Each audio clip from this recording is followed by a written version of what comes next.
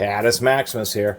Just a short video about this BlackHawk T4XN. Surprisingly enough, they have a patent pending. I don't think BlackHawk was the first to come up with the sliding T-handle, so I'm not sure what the patent pending was, except for it does have a dual bearing anvil, but it's kind of interesting because there's a ball bearing on one side and kind of a post on the other. So what it allows you to do, had to grab a socket there, so what it allows you to do is a lot of impact sockets have holes on both sides, and so it'll just really lock in and secure.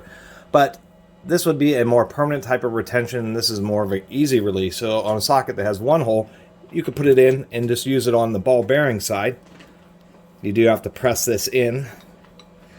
Actually, wow. This doesn't even really want to go in there. It's so beat up. Anyway, this is a pretty beat up bar.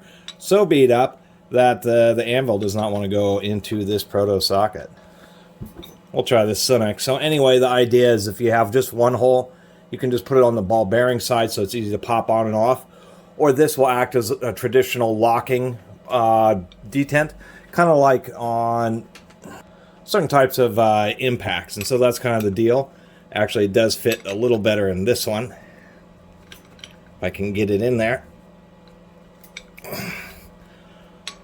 Kind of difficult to use, to tell you the truth, to get it on the sockets when you have this hard edge. I didn't realize that.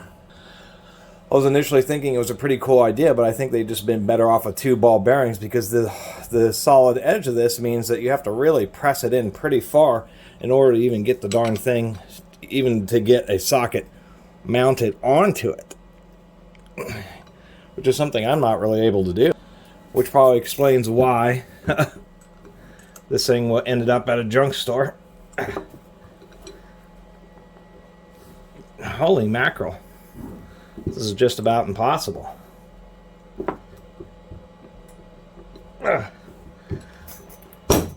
I've never had a tool that was that difficult to get a socket onto. Bar none. Seriously. That's how much work it took just to mount a socket. So as you can imagine, quite a bit of work to get the socket back off. So one thing I can say about this BlackHawk, the sockets will never fall off accidentally. And it holds really strong even without being aligned with the holes.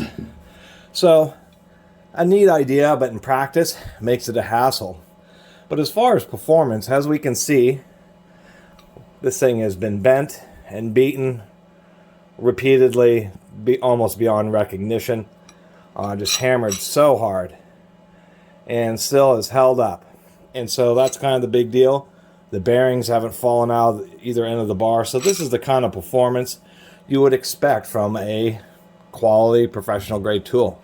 And that's really where a lot of the feelings from tools come from, is when somebody buys a tool that they really expect performance from, they expect something like this, where even under abusive conditions, it's going to hold up unless you just go way overboard or go really extreme.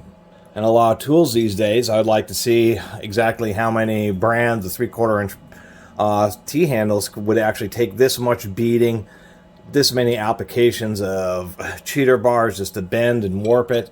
We can just see how the head is just totally cut into the rod here. Really, this is a tool that really has paid itself off. But you had to work for it. And that was part of why I wanted to share, was not just the durability of a quality T-handle, but also this kind of interesting anvil design, which I initially was pretty excited about, but it turns out that it makes it just a enormous hassle to try to mount sockets onto it. Really, it's such a bear to deal with placing sockets on and off, that I can see why this was donated. It wasn't that this person wasn't willing to continue to beat on this thing. It was the fact that they probably got sick and tired of having them wrestle with sockets. So anyway, pretty good idea. And I did want to do a little update. I did my previous video about this BlackHawk ratchet, and I've been really talking highly about New Britain's designs. This was built by New Britain, but this is one where I had done that fix to it, but still the ratchet head was just too worn. And this would be the first New Britain ratchet that skips. I went back in there, totally cleaned it out, and the teeth inside the head are just too rounded. So I'll end up keeping this for parts. But even the famous New Britain ratchet design isn't totally unlimited. So unfortunately, this BlackHawk is stripped. So not everything is perfect. But as far as this sliding T-handle, its durability, would be considered perfect, even though the socket retention mechanism is definitely imperfect. Anyway, just wanted to share that with you.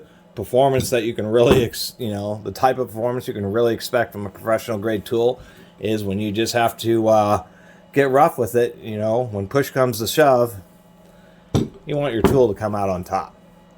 Anyway, I really appreciate everybody who's been watching and subscribing. And if you haven't subscribed, please do. Until next time, Catus Maximus out.